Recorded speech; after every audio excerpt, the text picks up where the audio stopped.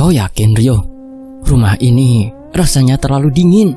Bahkan di siang hari begini, seperti ada sesuatu yang menunggu kita. Bisik Desi. Suaranya terdengar tebal oleh keraguan yang bercampur dengan rasa takzim. Ia memeluk suaminya lebih erat.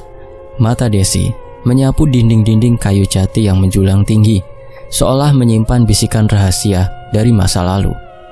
Rio yang saat itu sedang membuka jendela besar di ruang tamu, tersenyum menenangkan. Meski jauh di dalam hatinya, ia merasakan getaran dingin yang sama. Ini rumah warisan, sayang. Rumah orang tuaku. Mereka ingin kita bahagia di sini. Lagi pula, ini cuma rumah tua. Kita hanya perlu sedikit membersihkannya dan memberikan sentuhan baru. Dingin ini mungkin hanya karena terlalu lama tertutup. Aku tahu, tapi... Desi menghela nafas, menyerah. Ia tahu Rio sangat menyayangi rumah ini. Setelah pernikahan mereka yang hangat dan penuh cinta 6 bulan lalu, Rio bersikeras untuk tinggal di rumah peninggalan orang tuanya yang telah lama meninggal, berharap dengan begitu, kenangan indah masa kecilnya akan mengisi setiap sudut kosong rumah tersebut. Rumah itu memang megah, dibangun dengan arsitektur Jawa kuno yang kokoh dan penuh filosofi. Dinding-dindingnya tebal, lantainya terbuat dari marmer hitam yang dingin, dan di bagian belakang terdapat sebuah sumur tua yang ditutupi oleh semak-semak, memancarkan aura lembab dan misterius. Namun, semenjak ditinggalkan, rumah itu seolah kehilangan jiwanya. Cahaya matahari sulit menembus, dan bau apak kayu lama selalu menyambut setiap orang yang memasukinya. Rio sendiri sudah lama tidak menginjakkan kaki di sana. Malam pertama mereka di rumah itu terasa sangat panjang. Setiap derit lantai kayu, setiap tiupan angin yang menyentuh jendela, terasa seperti bisikan yang ditujukan langsung kepada mereka. Rio memeluk Desi, berusaha menjadi pilar ketenangan. Padahal, ia sendiri merasakan ada sepasang mata yang tak terlihat terus mengawasi dari sudut-sudut ruangan yang gelap. Rio adalah pemuda yang realistis, berpegangan pada logika dan hal-hal yang dapat diindera. Namun, rumah ini perlahan mengikis keyakinannya.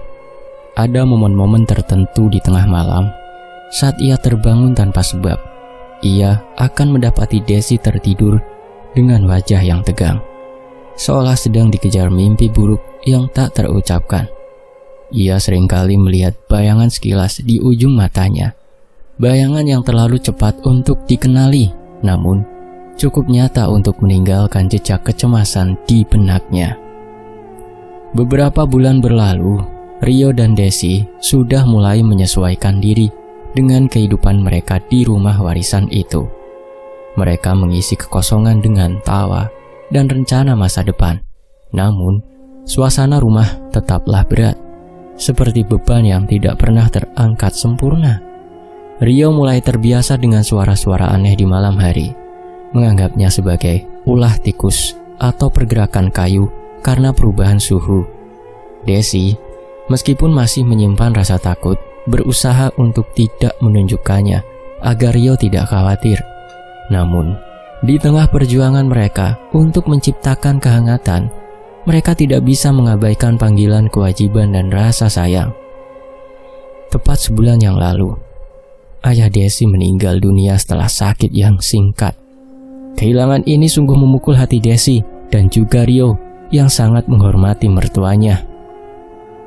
Ibu Desi, yang kami panggil Ibu Sinta, kini tinggal sendirian di rumahnya. Sejak kepergian suaminya, Ibu Sinta terlihat sangat terpukul. Sosoknya yang dulu ceria dan penuh semangat, kini berubah menjadi bayangan yang kurus dan rapuh. Wajahnya yang selalu dihiasi senyum, kini lebih sering memancarkan kepedihan yang mendalam. Berat badannya turun drastis, seolah kesedihan itu menggerogoti fisiknya dari dalam. Desi seringkali menangis diam-diam melihat kondisi ibunya, merasa bersalah karena tidak bisa menemani setiap saat. Kita harus sering menjenguk ibu, Rio. Aku khawatir sekali. Beliau terlihat tidak bisa hidup sendiri tanpa ayah, pinta Desi suatu sore. Matanya berkaca-kaca saat melihat foto ayahnya yang tersenyum hangat di bingkai meja. Rio mengangguk, meletakkan pekerjaan di laptopnya dan berkata, "Tentu sayang, kita akan ke sana besok. Kita temani ibu beberapa hari ya. Kau juga perlu waktu untuk bernostalgia di rumah lamamu. Jangan khawatir, aku akan menjaganya."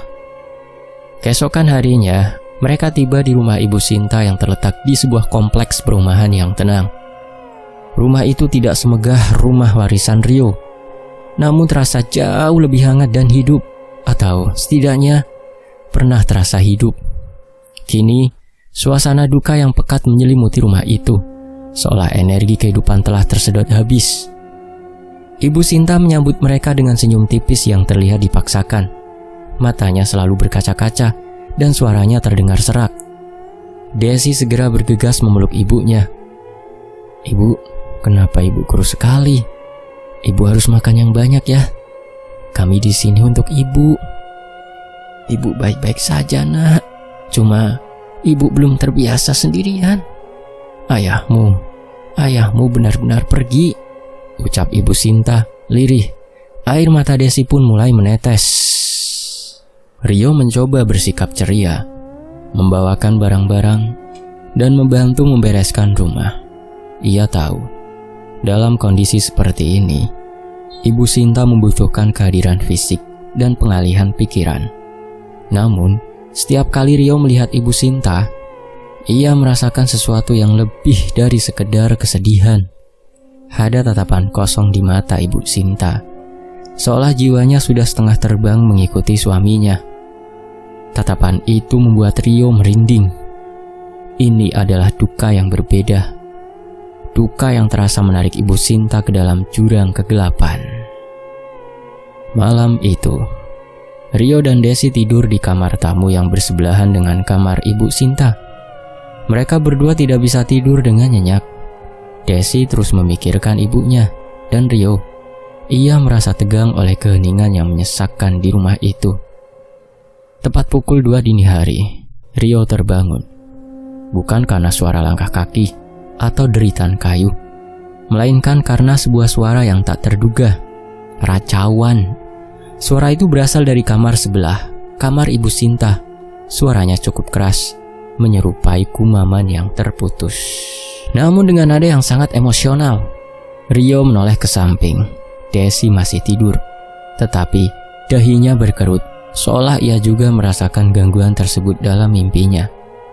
Rio perlahan membangunkan Desi, menyentuh bahunya dengan lembut. "Desi sayang, Desi sayang, bangun," bisik Rio. Desi tersentak, matanya mengerjap. "Hah? Ada apa, Rio?" "Dengar, itu suaramu." Rio menunjuk ke arah dinding kamar Ibu Sinta. Desi terdiam, menyimak. Gumaman itu kini terdengar lebih jelas, campuran isak tangis dan kata-kata yang tidak jelas. Itu ibu," kata Desi. Wajahnya langsung cemas. "Ibu meracau." "Iya, dan suaranya cukup keras. Bisakah kau lihat? Aku merasa tidak enak, sayang," pinta Rio. Desi mengangguk, segera bangkit dari ranjang, mengenakan kain sarung yang tergantung di kepala tempat tidur. Rio mengikutinya, namun ia berhenti di ambang pintu kamar tamu. Ada semacam dinding tak kasat mata yang menahannya. Perasaan mencekam yang mengatakan padanya untuk tidak masuk ke kamar itu. Desi perlahan membuka pintu kamar Ibu Sinta. Lampu tidur remang-remang menerangi ruangan. Ibu Sinta terbaring miring, selimutnya berantakan, dan ia bergerak-gerak gelisah dalam tidurnya. Mulutnya terus bergumam tanpa henti. Desi mendekat, telinganya didekatkan ke bibir ibunya. Kata-kata itu, meskipun samar, terasa menusuk dan dingin. "Ayah, kenapa ayah pergi sendiri?" "Tunggu ibu, ibu tidak bisa.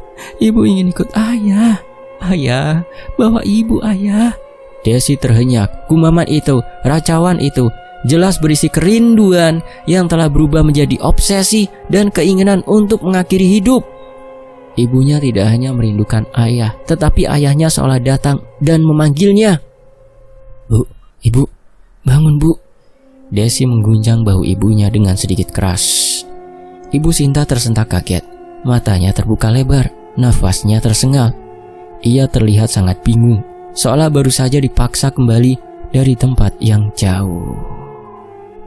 Wajahnya yang kurus terlihat basah oleh keringat dingin, dan mata Ibu Sinta sedikit berkaca-kaca. Namun bukan karena tangisan, melainkan karena gambaran mimpi yang terlalu nyata dan menyakitkan. Rio yang melihat reaksi ibunya dari ambang pintu segera menghampiri, memegang tangan Ibu Sinta yang dingin. "Ada apa, Bu? Ibu bermimpi buruk?" tanya Rio, menahan suaranya agar tetap tenang. Ibu Sinta menatap Desi dan Rio bergantian. Kilatan kebingungan itu perlahan menghilang, digantikan oleh kesedihan yang sudah menjadi teman karibnya. "Desi, Rio, ayahmu berkunjung. Dia datang. Dia berdiri di ujung tempat tidur. Ayah bilang, ibu terlihat sendirian. Dan dia bilang, dia akan datang menjemput ibu supaya ibu tidak kesepian lagi." Suaranya bergetar. Kalimat itu meskipun diucapkan dengan nada pasrah, terasa seperti ancaman bagi Desi dan Rio. Ayah Desi memang sosok yang penyayang, tapi ayah yang sudah meninggal tidak mungkin menjemput dengan cara seperti itu. "Itu cuma mimpi, Bu. Itu hanya karena ibu terlalu merindukan ayah. Ibu tenang ya, kami di sini. Ibu tidak sendirian." Desi memeluk ibunya, menyembunyikan rasa takut yang tiba-tiba menggerogotinya. Rio tidak bisa berkata. Ia hanya merasakan telapak tangan Ibu Sinta yang ia genggam terasa sangat dingin.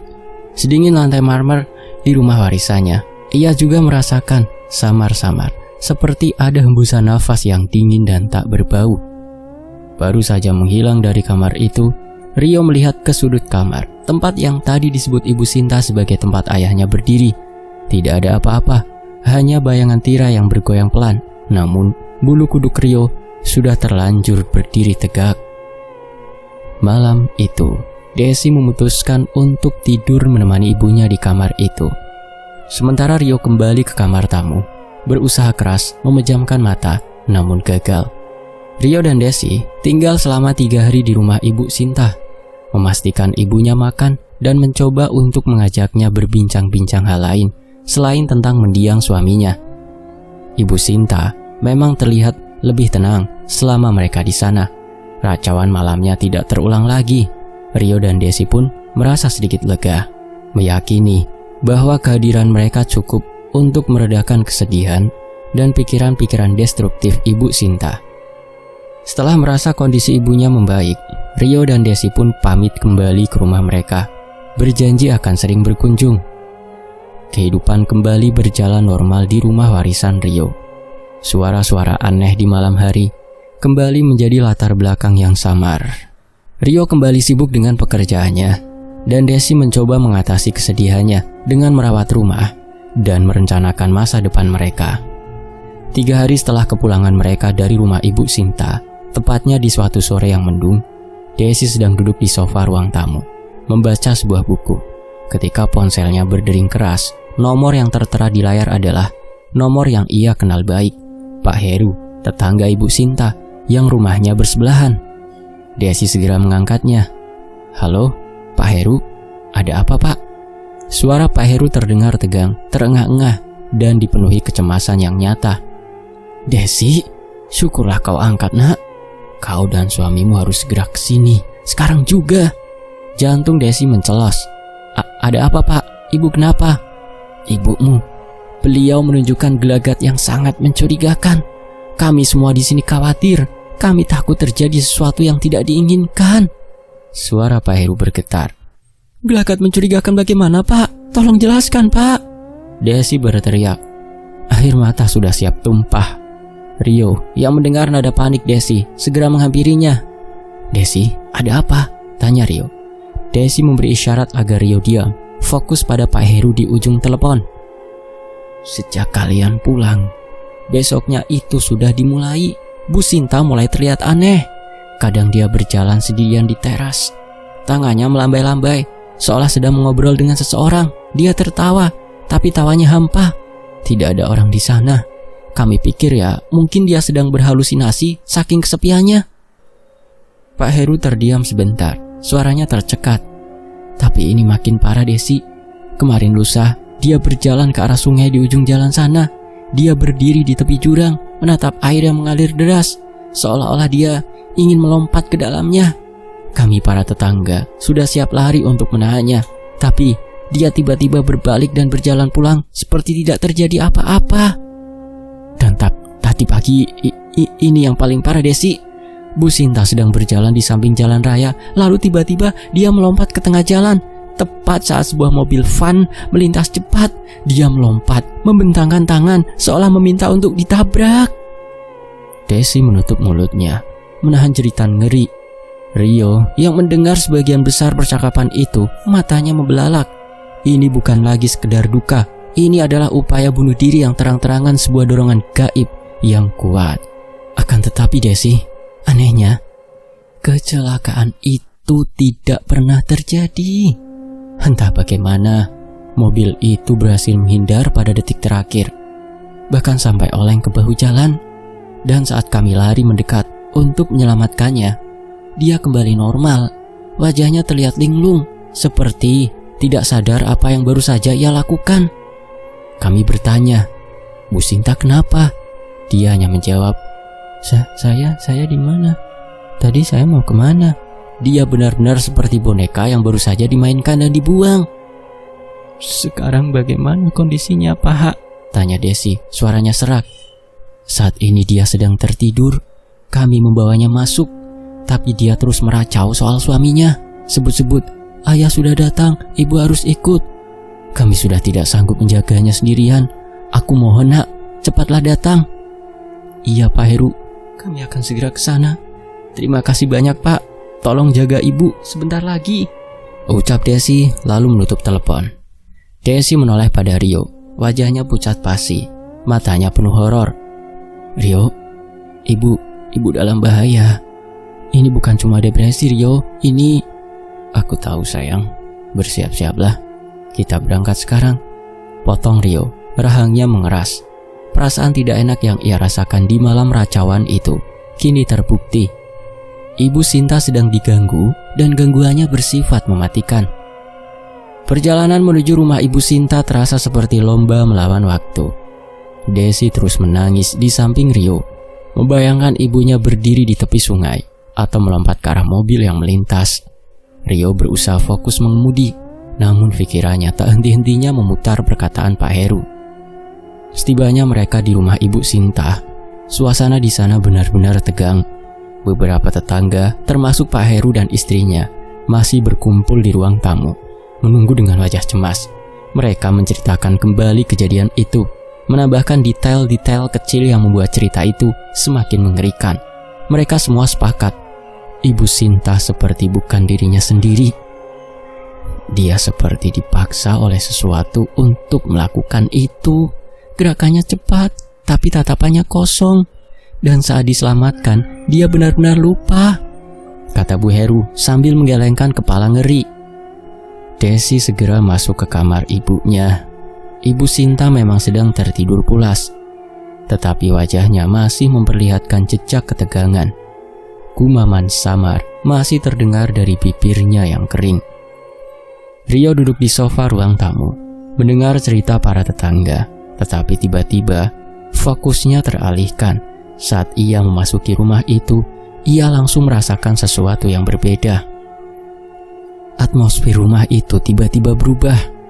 Awalnya, rumah itu hanya terasa sunyi dan diselimuti duka.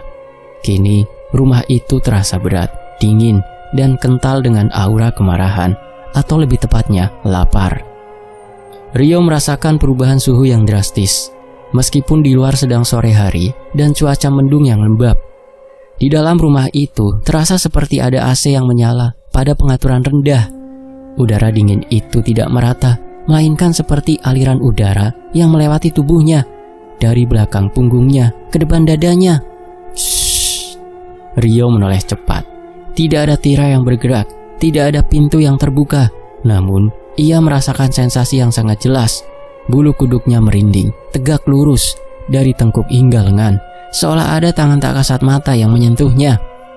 Perasaan ini tidak datang dari ketakutan biasa, melainkan dari kontak langsung dengan energi non-fisik. Rio tidak melihat apa-apa, tetapi ia tahu dengan keyakinan yang pasti bahwa ada sosok lain di ruangan itu selain mereka. Sosok yang tidak diundang, sosok yang haus. Rio menutup mata sejenak, mencoba menenangkan diri. Ia adalah pria rasional, tapi pengalaman ini terlalu kuat untuk diabaikan. Ini bukan lagi duga-dugaan, ini adalah kenyataan gaib yang menuntut untuk diakui. Tiba-tiba, dari kamar Ibu Sinta terdengar suara Desi memanggil panik. Rio, cepat kesini Rio. Rio segera berlari. Ia melihat Desi menahan ibunya yang tiba-tiba terbangun dan merangkak dari tempat tidur menuju jendela kamar yang terbuka lebar. Ibu Sinta merangkak dengan gerakan aneh seperti seekor binatang. Tangannya mencengkram lantai, matanya kembali kosong, dipenuhi kilatan aneh. "Lepaskan aku, ayah di luar, ayah memanggilku," seru Ibu Sinta. Suaranya bukan lagi suara seorang ibu yang merindukan suaminya, melainkan suara seorang wanita yang sedang mabuk kekuasaan lain. Rio dengan sigap memegang pinggang Ibu Sinta, menariknya menjauh dari jendela. Tenaga Ibu Sinta luar biasa besar, tidak sesuai dengan tubuhnya yang kurus. Ibu Sinta melawan, menjerit, menendang. "Jangan tahan aku harus ikut, dia sudah menunggu." Rio dan Desi akhirnya berhasil membaringkan Ibu Sinta kembali ke tempat tidur, menahannya agar tidak bergerak. Setelah beberapa saat berjuang, Ibu Sinta tiba-tiba melemas. Mata kosongnya kembali digantikan oleh tatapan kebingungan yang familiar. "Desi, Rio, kenapa? Ada apa?" Ibu Sinta bertanya dengan suara lemah, seolah baru saja terbangun dari tidur yang sangat dalam. Tidak mengingat sedikit pun teriakannya yang penuh tenaga beberapa detik yang lalu. Desi menangis, memeluk ibunya. "Ibu, kenapa ibu begini, Bu?" Rio berdiri, nafasnya memburu. Ia merasakan sisa-sisa energi dingin yang baru saja menghilang dari kamar itu. Di telinganya, ia merasa samar-samar mendengar suara mendesis yang sangat rendah, seperti gesekan banyak kaki di lantai. "Shh, tumbal, lapar." Bisikan itu terlalu samar untuk menjadi nyata, tetapi Rio tahu itu adalah pesan dari entitas yang baru saja bermain dengan raga Ibu Sinta. Desi menoleh pada Rio, matanya memohon. "Rio, kita bawa ibu ke rumah sakit sekarang. Ini pasti penyakit. Ini pasti depresi berat yang butuh penanganan medis." Rio menggeleng, tegas. "Tidak, Des. Ini bukan medis. Kalau medis, tadi dia tidak akan lupa apa yang dia lakukan. Kekuatannya tadi, itu bukan kekuatan orang sakit. Ini gangguan gaib." Rio menghela nafas. Ia menarik Desi keluar kamar, membiarkan Ibu Sinta istirahat didampingi Ibu Heru sebentar. "Dengar sayang, ibu bukan depresi biasa. Ibu sedang dimanfaatkan. Ayahmu meninggal sebulan lalu dan itu membuat mental ibu sangat lemah. Celah itu dibuka oleh kesedihan. Aku yakin ada seseorang yang memanfaatkan celah ini untuk menjadikan ibu tumbal kekuatannya. Seseorang yang ingin mengambil nyawa ibu dengan cara paksa." Tumbal? Rio, apa maksudmu?" Desi terkejut. Air matanya membeku oleh rasa takut yang baru. Iya, sosok yang meracau dan memaksanya melompat. Itu bukan ayahmu. Itu adalah entitas yang bekerja untuk seseorang dukun. Entitas itu membujuk ibu untuk bunuh diri, sehingga nyawa ibu bisa ditarik dan dijadikan energi gelap untuk kekuatan dukun itu. Mereka memanfaatkan kerinduan dan kesedihan ibu. Rio menatap Desi.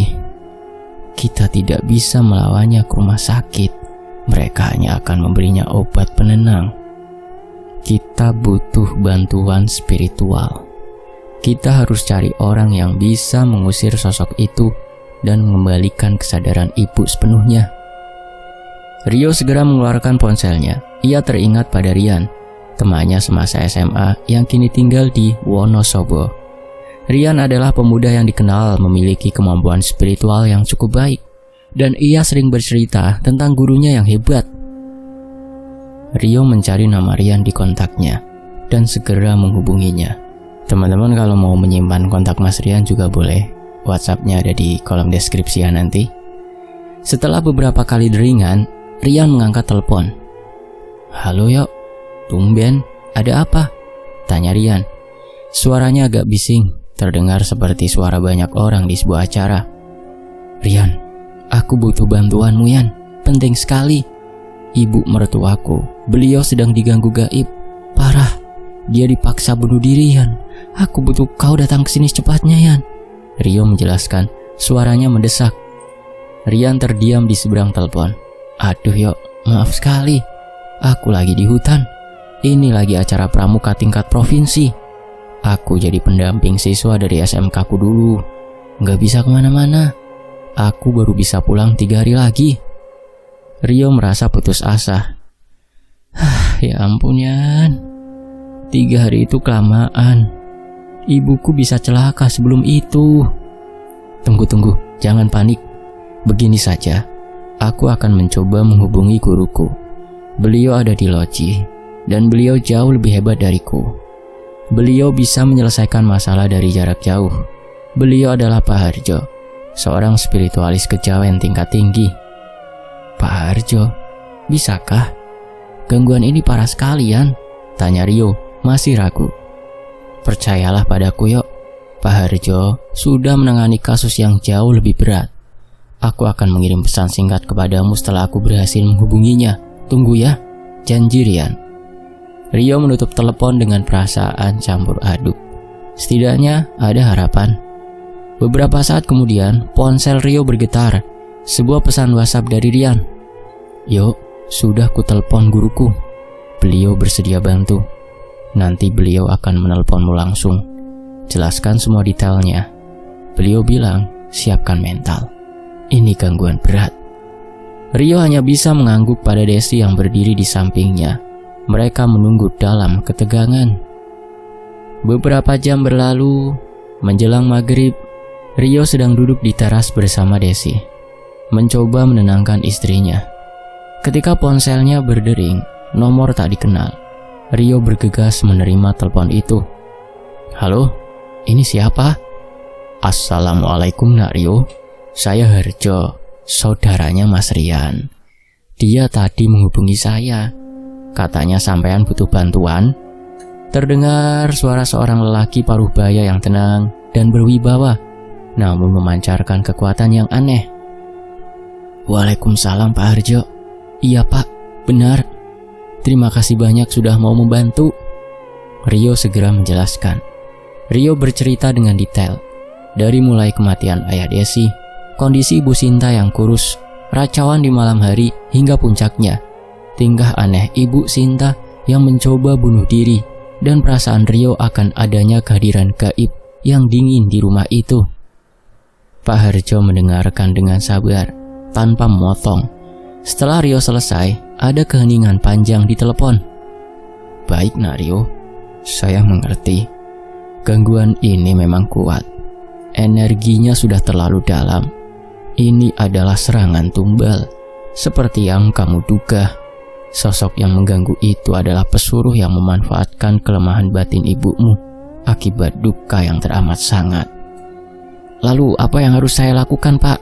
Apakah Bapak harus datang?" "Tidak perlu Nak. Saya akan menyelesaikannya dari sini. Tapi kamu harus menyiapkan beberapa hal untuk membantu saya mengunci dan membersihkan energi di sana." "Apapun Pak, saya siap." "Tolong kirimkan foto Ibu Desi saat ini juga, beserta nama lengkap Ibu Desi dan nama kedua orang tuanya. Saya perlu itu untuk melakukan penyelarasan energi. Setelah itu, kamu harus menyiapkan yang kedua. Ini yang terpenting. 7 buah kelapa muda hijau yang belum pernah menginjak tanah sama sekali. Rio mengurutkan dahi. Kelapa muda yang belum pernah menginjak tanah. Betul, kelapa itu harus dipetik langsung dari pohonnya dan ditampung, tidak boleh jatuh dan menyentuh tanah. Itu adalah kelapa perawan. Energi murninya masih utuh.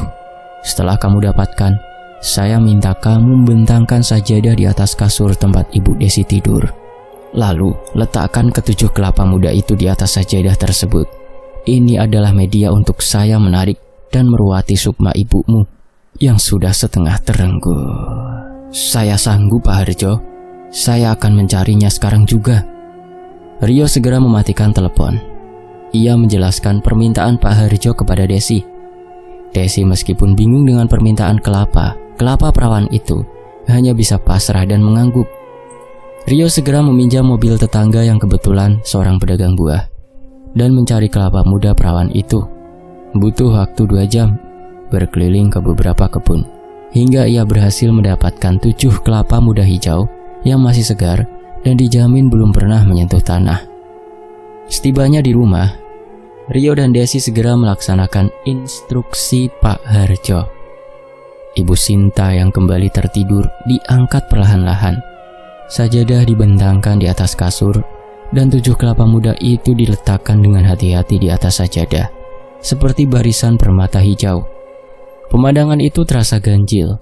7 kelapa di atas sajadah diranjang. Namun Rio tahu ini adalah persiapan untuk pertempuran gaib. Rio mengirim pesan kepada Pak Harjo mengabarkan bahwa semua persyaratan telah disiapkan. Pak Harjo SMS, "Baik nak Rio, kamu dan Desi harus tidur di kamar tamu malam ini. Jangan tidur di kamar ibu. Jangan ada yang menyentuh kelapa itu. Saya akan memulai ritualnya malam ini saat tengah malam. Mohon doanya agar semua lancar. Kamu akan merasakan perubahan di sana. Tapi jangan takut. Jaga Ibu Desi baik-baik." Malam pun tiba. Malam itu terasa lebih sunyi, lebih dingin, dan lebih mencekam dari malam-malam sebelumnya. Rio dan Desi sudah di kamar tamu, mencoba tidur, namun mereka hanya bisa terbaring cemas, menunggu. Di tempatnya, di sebuah rumah tua di Loji, Wonosobo, yang dikelilingi kebun cengkeh yang gelap, Pak Harjo sudah bersiap. Beliau adalah seorang spiritualis yang tidak menggunakan jimat atau mantra yang rumit, melainkan kekuatan batin yang teruji. Pak Harjo duduk bersila di atas tikar pandan, menghadap kiblat. Di depannya, sebatang dupa cendana sudah mengeluarkan asap wangi yang tebal, memenuhi ruangan. Beliau menutup mata, menarik nafas dalam-dalam, dan mulai memanjatkan doa-doa kuno dalam bahasa Jawa yang halus. Ini adalah saatnya melakukan perjalanan astral dengan sukma, sebuah kemampuan di mana sukma atau jiwa dilepaskan dari raga untuk melakukan perjalanan ke alam astral. Sementara raga tetap terjaga dalam kondisi trans. Perlahan, tubuh Pak Harjo mulai menegang. Nafasnya menjadi sangat halus, hampir tidak terdengar. Sukmanya, sebuah entitas energi yang bersinar redup, perlahan terangkat dari tubuh fisiknya. Dengan kecepatan pikiran, sukma Pak Harjo menempuh jarak ratusan kilometer, langsung menuju koordinat energi yang ia dapat dari foto dan nama Ibu Sinta. Sukma Pak Harjo tiba di rumah Ibu Sinta. Suasana di sana sangat gelap dan berat. Pak Harjo merasakan ketegangan energi yang luar biasa. Ia melihat gumpalan energi hitam yang bergerak-gerak di sekitar kamar Ibu Sinta. Di dalam kamar, Ibu Sinta terbaring di atas kasur. 7 kelapa perawan di atas sajadah bersinar redup, memancarkan aura putih kebiruan yang mencoba menahan energi negatif di sekitarnya. Pak Harjo fokus. Ia mencari sumber gangguan, dan ia menemukannya. Di sudut kamar, tergantung di langit-langit dekat atap, ada sesosok makhluk astral yang mengerikan. Bentuknya menyerupai kelabang raksasa, hitam legam, dengan kaki-kaki yang tak terhitung jumlahnya, bergerak-gerak gelisah. Ukuran makhluk itu sangat besar, lebih dari 3 meter, dan matanya merah menyala. Ekornya terus menyentuh lantai, menimbulkan suara mendesis yang hanya bisa didengar di alam astral. Kelabang itu adalah pesuruh iblis yang dijadikan sumber kekuatan oleh dukun hitam yang ingin menumbalkan Ibu Sinta. Kelabang itu bertugas menguras energi Ibu Sinta, melemahkan mentalnya, dan memaksanya untuk bunuh diri. Ketika Pak Harjo mendekat, kelabang itu tiba-tiba berubah wujud. Tubuhnya memanjang, kakinya menghilang, dan ia mengambil bentuk sosok lelaki parubaya yang hangat dan tersenyum. Ayah Desi. "Harjo, jangan ikut campur. Ini urusanku. Aku ingin menjemput istriku. Dia sendirian dan aku rindu." Suara sosok ayah Desi itu terdengar mengiba, namun Pak Harjo tahu itu adalah kepalsuan yang menjijikkan. "Kau bukan dia. Kau adalah iblis yang mengenakan topeng cinta. Suami wanita ini sudah tenang, dan ia tidak akan pernah menuntut nyawa istrinya dengan cara keji seperti ini," bentak Pak Harjo. Suaranya menggema di alam astral. "Dia sudah menyerahkan setengah jiwanya padaku. Lihat." Sosok itu menunjuk ke tubuh Ibu Sinta yang terbaring. Di atas tubuh Ibu Sinta, sukma Ibu Sinta terlihat terbelah. Setengahnya masih berada di tubuhnya, setengahnya lagi sudah ditarik keluar, melayang tak berdaya, seperti benang perak yang akan putus. Ini yang disebut separuh sukma. Dukun itu sudah berhasil mengambil separuh energi kehidupan Ibu Sinta, dan sebentar lagi, jika Ibu Sinta berhasil bunuh diri, sukma itu akan putus total dan menjadi santapan sang kelabang. Pak Harjo tidak menyia-nyiakan waktu. Ia tahu pertarungan fisik astral harus segera dilakukan untuk merebut kembali sukma itu. "Menyahlah, makhluk terkutuk. Kau telah melampaui batas." Pertarungan astral pun terjadi. Sosok kelabang ayah Desi itu segera melepaskan wujudnya dan kembali menjadi kelabang raksasa yang ganas. Ia menyerang dengan rahangnya yang besar, mengeluarkan cairan hitam yang berbau anyir, mencoba menyelimuti sukma Pak Harjo. Pak Harjo adalah seorang praktisi sejati. Ia mengandalkan energi murni dari doa dan kekuatan alam. Sukmanya memancarkan cahaya keemasan. Ia bergerak cepat menghindari serangan kelabang. "Allahu Akbar!" teriak Pak Harjo secara astral. Suaranya seperti ledakan yang memecah keheningan. Ia menciptakan sebuah jaring cahaya dari energi keemasannya, melemparkannya ke arah kelabang itu. Kelabang raksasa itu menjerit kesakitan saat kulit hitamnya yang tebal disentuh oleh cahaya murni. Ia meronta-ronta mencoba melepaskan diri. "Dukun itu telah menjual jiwanya padaku. Aku adalah penguatnya. Aku tidak akan kalah dari manusia sepertimu," raung kelabang itu. Suaranya bergetar. Pak Harjo menyadari bahwa ini adalah kelabang yang sangat kuat. Ia tidak bisa hanya mengusirnya. Jika diusir, ia akan kembali lagi. Ia harus memaksanya berbalik arah dan menyerang tuannya sendiri. Dengan kekuatan penuh, Pak Harjo menarik energi dari 7 kelapa perawan di bawah Ibu Sinta. Energi murni dari kelapa itu mengalir deras, menyatu dengan jaring cahaya Pak Harjo. Jaring itu menjadi lebih kuat, lebih panas, dan lebih menyakitkan bagi sang kelabang. Pak Harjo memusatkan semua niatnya. Ia memegang ujung jaring cahaya, lalu mengarahkan energinya, memaksanya. "Kau akan kembali kepada tuanmu. Kau akan menjadi bumerang baginya. Kau akan menuntut balas karena ia telah memanfaatkanmu." Rak! Suara kelabang itu pecah menjadi jeritan mengerikan yang memenuhi amarah dan rumah dari Bu Sinta. Energi Pak Harjo berhasil membalikan kendali atas makhluk itu. Kelabang raksasa itu melepaskan diri dari jaring cahaya. Namun, kini matanya yang merah menyala itu dipenuhi amarah yang ditujukan pada arah yang berbeda, ke arah dukun tuanya. Kelabang itu menghilang dari pandangan, pergi dengan kecepatan kilat, menembus dinding dan langit-langit, kembali ke tempat dukun itu berada, siap untuk membalas dendam. Setelah memastikan makhluk itu pergi, Pak Harjo segera beralih ke sukma Ibu Sinta yang melayang tidak berdaya. Ia merogoh saku baju astralnya, mengambil selai kain putih bercahaya, simbol dari kesucian doa, dan perlahan-lahan ia membungkus sukma Ibu Sinta yang setengah terenggut itu. Dengan bimbingan yang lembut, Pak Harjo menuntun Sukma Ibu Sinta untuk kembali ke raganya.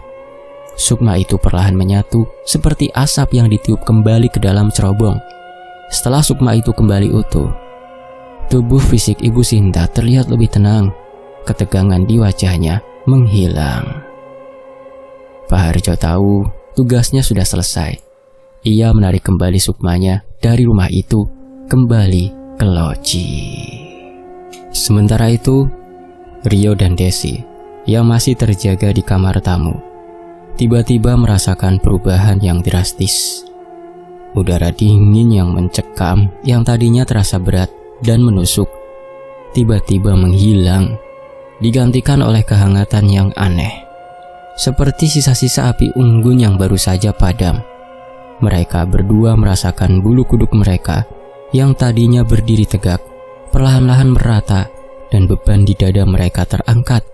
Mereka berdua saling pandang, tahu bahwa sesuatu yang besar baru saja terjadi. Di loji, Pak Harjo membuka matanya. Keringat membasahi seluruh wajah dan badannya. Rogo Sukmo adalah ritual yang menguras energi, terutama ketika menghadapi entitas sekuat kelabang tumbal. Beliau beristirahat sebentar, memulihkan nafas dan kekuatannya, sebelum kemudian mengambil ponselnya dan menelpon Rio. Ponsel Rio berdering. Kali ini, nomor yang sama yang tadi menelponnya. Rio segera mengangkatnya. Halo, Pak Harjo. Bagaimana, Pak? Assalamualaikum, Nak Rio. Alhamdulillah, semuanya sudah beres. Makhluk itu sudah saya urus. Sukma Ibu Desi juga sudah kembali ke raganya. Beliau sudah aman. Suara Pak Harjo terdengar lelah tetapi penuh kepastian. Rio dan Desi yang mendengarkan di sampingnya langsung berpelukan. Air mata Desi tumpah. Kali ini air mata lega. Ya Allah, terima kasih banyak Pak Harjo. Kami berhutang budi pada Bapak. Terima kasih, Pak. Rio tidak bisa menyembunyikan rasa syukurnya. Sama-sama, Nak. Ini tugas saya. Tapi pekerjaan kamu belum selesai. Ada satu hal penting lagi yang harus kamu lakukan untuk memastikan Ibu Desi tidak diserang lagi. Apa itu, Pak? Ketujuh kelapa muda yang kamu letakkan di atas sajadah tadi sudah saya ruati secara astral. Airnya kini memiliki energi pembersihan dan penguatan. Ibu Desi harus menghabiskan ketujuh kelapa muda itu, satu buah setiap hari selama 7 hari ke depan. Setiap hari satu, Pak. Baik, Pak. Tapi ada cara khusus, Nak Rio. Ini ritualnya. Ibu Desi harus duduk di lantai, bersila. Ia harus meminum air kelapa itu langsung dari kelapanya. Tidak boleh dituang ke gelas atau wadah lain. Dan yang paling penting, air kelapa itu harus diminum dalam sekali tenggak. Sekali minum harus habis. Dan jangan sampai Ibu Desi berdiri atau pantatnya terangkat sebelum air kelapanya habis. Rio mencatat di pikirannya. Duduk di lantai, langsung dari kelapa, sekali tenggak. Apa maksudnya, Pak? Ini adalah proses membersihkan dan menguatkan. Duduk di lantai menyimbolkan kerendahan hati dan kedekatan dengan bumi, energi yang menolak entitas gelap. Meminum langsung dari kelapa perawan yang sudah diruati dalam sekali tenggak dimaksudkan untuk memasukkan energi pembersihan ke dalam fisik dan sukma Ibu Desi secara cepat dan intens. Ini akan membersihkan sisa-sisa energi negatif yang mungkin masih menempel dan menguatkan benteng sukmanya, agar kelak jika ada celah lagi, entitas gelap tidak mudah memanfaatkannya. Baik, Pak, kami akan melakukannya. Terima kasih banyak, Pak Harjo. Saya akan segera menghubungi Rian untuk transfer biaya Bapak, kata Rio. Tidak perlu, Nak. Ini sudah tugas saya membantu sesama.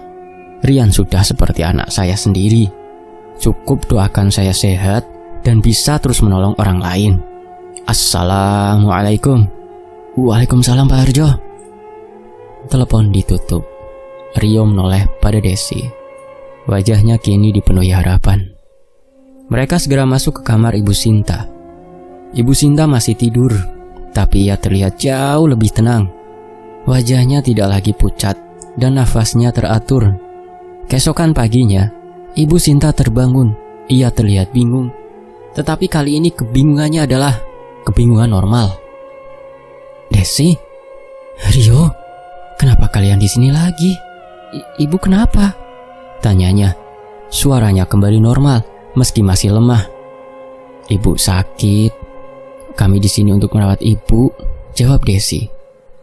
Mereka tidak menceritakan detail mengerikan yang telah terjadi. Mereka hanya menjelaskan tentang mimpi buruk yang parah. Hari itu juga, Rio dan Desi memulai ritual ruatan kelapa perawan. Ibu Sinta duduk di lantai, memegang kelapa yang sudah dibelah di bagian atasnya. Kelapa itu dingin dan memancarkan aroma segar. Ibu Sinta menatap Rio dan Desi yang duduk di depannya, menunggunya. "Ini air kelapa, Bu. Ibu harus habiskan dalam 1 kali minum ya. Ini obat dari teman Rio," kata Rio. Ibu Sinta menatap cairan bening itu, lalu menghela nafas. Dengan keyakinan yang aneh, ia mengangkat kelapa itu, menengadahkan kepala dan mulai minum. Air kelapa yang dingin dan manis itu mengalir deras di tenggorokannya. Ia memejamkan mata. Dalam sekali tegukan panjang, air kelapa itu habis tak bersisa. Saat ia meletakkan kelapa itu, Ibu Sinta merasakan sensasi aneh. Bukan rasa kenyang, melainkan rasa hangat yang menyebar dari perutnya, naik ke dada, dan akhirnya membanjiri kepalanya.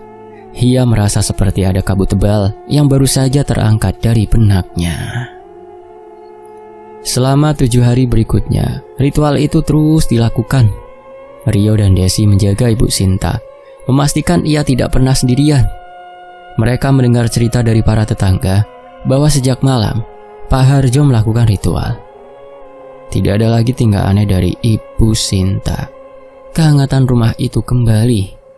Di hari ke-7, setelah menenggak kelapa terakhir, Ibu Sinta tersenyum, senyum yang tulus, senyum yang sudah lama menghilang.